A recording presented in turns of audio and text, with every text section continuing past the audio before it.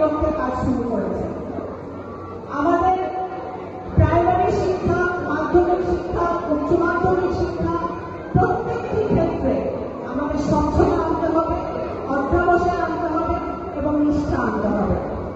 আমি বিশ্বাস করি নগরকান্দা সাঁওতায় আমরা সেদিনই মাঝারটাতে স্কুল এবং কলেজের একটা ভিত্তিপ্রস্তর স্থাপন করেছি।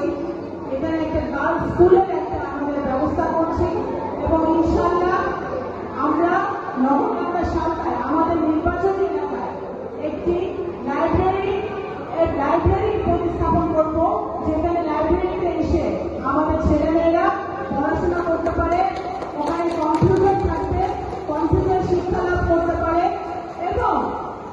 এবং খেলার মাঠ থাকবে, যেখানে তারা তাদের ক্রীড়া চর্চা তারা করতে পারে।